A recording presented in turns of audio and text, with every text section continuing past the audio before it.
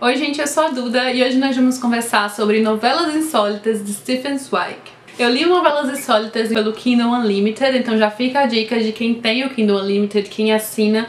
Este é um livro apenas sensacional. Já estou dando spoiler do próprio vídeo.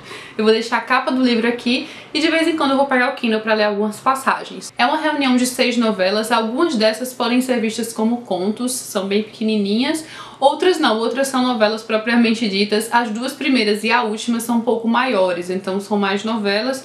E essas do meio eu acho que estão mais para os contos. A narrativa do Stefan Zweig é apenas maravilhosa, tem uma fluidez impressionante, ele tem uma riqueza de vocabulário e meio que hipnotiza, sabe, o leitor, aquela narrativa hipnótica que sempre nos leva a querer ler mais e mais e mais e saber o que suas histórias irão trazer. Ele tem essa característica nos contos que eu achei até parecido com o que eu sinto um pouco em relação a Alice Munro, que é outra contista incrível, né, vencedora do Prêmio Nobel de Literatura, que é basicamente você começar a ler uma de suas histórias e você não faz a menor ideia de como vai terminar, porque várias coisas inusitadas, várias espécies de pequenas reviravoltas acontecem. Mas antes de começar, apenas para falar um pouco sobre quem é o Stefan Zweig, um pouco sobre o autor, já que este é o primeiro vídeo aqui no canal sobre um livro dele.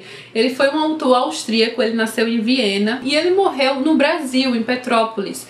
Ele veio para o Brasil na Segunda Guerra Mundial, ele era judeu, ele chegou a vir aqui algumas vezes até se estabelecer na cidade com sua esposa e os dois cometeram um suicídio em 1942. O filme O Grande Hotel Budapeste, do Wes Anderson, foi inspirado em sua obra, inspirado no Stefan Zweig, tanto que eu vou deixar aqui a imagem do Ralph Fiennes nesse filme e a imagem do autor, do Stefan Zweig, vocês vão perceber as similaridades, né? Mas voltando um pouco agora para as novelas propriamente ditas, começamos com O Segredo Ardente, que é basicamente a história de um garoto que está ali meio que na puberdade, ele é ainda uma criança passando para adolescente. Tem essa curiosidade em relação ao mundo dos adultos, ele não consegue exatamente se encaixar nem no mundo das crianças, nem ainda nos adultos propriamente ditos. E ele está passando férias nos Alpes austríacos, uma espécie de férias, na verdade. Ele tinha uma doença e ele vai lá para descansar com sua mãe. E é aí que entra um homem, já um adulto, meio conquistador, lá do Juan, que vai se aproximar da mãe desse garoto. Tentar conquistar antes do garoto, até chegar em sua mãe. Só que ele não esperava que este garoto ia se afeiçoar tanto a ele, porque é justamente um garotinho que estava ali procurando amigos, não tinha muitas pessoas próximas. E a partir daí algumas coisas vão acontecer, ele irá perceber alguns segredos, subterfúgios, mentiras do mundo dos adultos. E naquele menino vai trazer algumas consequências, né? Ele vai começar a pensar que não pode mais confiar nas pessoas e isso vai trazendo algumas reviravoltas aí na história. E as mudanças que ocorrem dentro dele, do menininho, antes tão amoroso e depois tão desconfiado e em permanente busca desse segredo do mundo dos adultos. Ele sabe que os adultos escondem algo dele e ele não consegue identificar muito bem o que é esse segredo que presinto em toda parte quando estou entre adultos, que os leva a mergulharem em uma conversa baixinha antes de fecharem a porta no meio da noite. Esse grande segredo que há dias me cerca, ao alcance de minhas mãos, mas que eu ainda não consigo apreender. Este conto tem consequências não esperadas, eu gostei muito da forma como o autor encerrou, e ele é dito nos extras como um conto freudiano, edipiano e autobiográfico. É um dos meus preferidos no livro, acho que foi uma forma perfeita de começar, mas eu achei muito forte o segundo conto, e forte no sentido de sentimento, sabe? No que causa no leitor, as sensações que causa no leitor, o envolvimento que a gente tem com a história. Este homem já velho, idoso, relembrando algumas coisas, e conta basicamente sobre a relação que ele teve com um dos grandes mestres professores na universidade. E ele tinha um apego muito grande a esse professor, ele tinha uma admiração enorme por quem ele era, pela forma como ele se expressava com os alunos, enfim, como ele envolvia os alunos ali na aula. Ele está sempre tentando agradar este mestre, mas tem alguma coisa ali na relação dele que não vai muito bem. Essa pessoa, esse professor, esconde algo, tem uma relação assim meio estranha com sua esposa. Ele acaba sendo vizinho desse professor, então é carregado de sentimentos mesmo até o grande clímax. Eu imaginei qual clímax seria esse, mas eu achei bem tocante.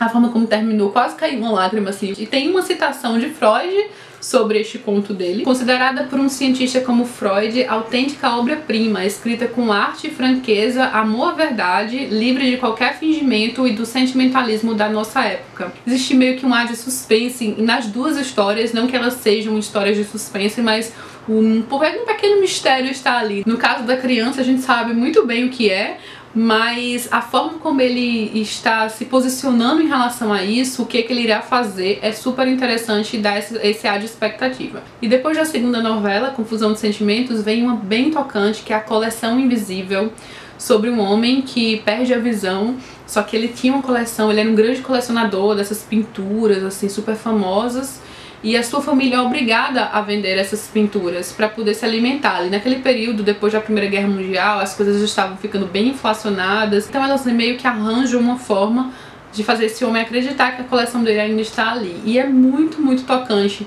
E tem algumas cenas assim de partir o coração neste conto, é bem assim forte emocionalmente. Todos os contos assim têm uma força de sentimentos. Eu amei a narrativa do Stephen Zweig, eu tô muito curiosa para ler mais coisas dele.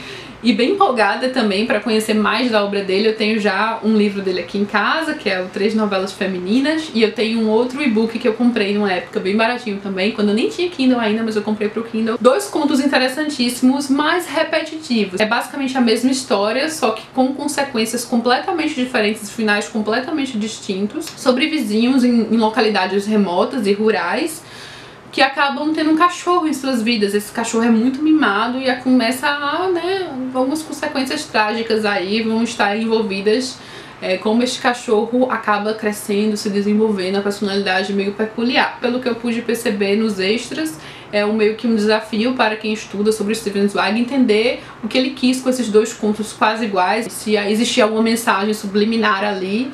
Algumas pessoas fizeram paralelos entre estes contos e a Revolução dos Bichos, como se fosse uma espécie de metáfora ali, da mesma forma que o George Orwell fez com a Revolução dos Bichos, que é uma coisa mais óbvia, mas como se o Stephen Zweig também tivesse feito isso, eu não sei. Mas enfim, fica esses 2 contos que são interessantes por si só. E por fim, temos uma novela espetacular para fechar o livro, que é Xadrez, uma novela. Ele consegue fazer com que uma história que se desenvolve em torno de um jogo de xadrez ganhe tanta força e sentimento e nos deixe assim angustiados em vários sentidos. Pelo que eu li, foi a primeira vez e única que o Stephen Zweig colocou na sua ficção algo diretamente ligado ao nazifascismo, aos nazistas e os sofrimentos da Segunda Guerra Mundial. E eu não vou entrar em muitos detalhes a respeito disso, mas basicamente começa com um homem muito simples, que não tinha muitos conhecimentos, mas que se mostra um grande jogador de xadrez, acaba ganhando fama mundial, e se passa basicamente durante uma viagem de navio, em que um senhor quer se aproximar para conhecer um pouco mais dele e vai desafiá-lo para uma partida. Mas as consequências desse conto, assim, o forte desse conto mesmo, os sentimentos, a força do conto está em outra história ali dentro do navio. E é justamente aqui que eu falo que as histórias do Stephen Zweig têm essa questão, assim, tão inesperada. A gente realmente não sabe pra onde vai.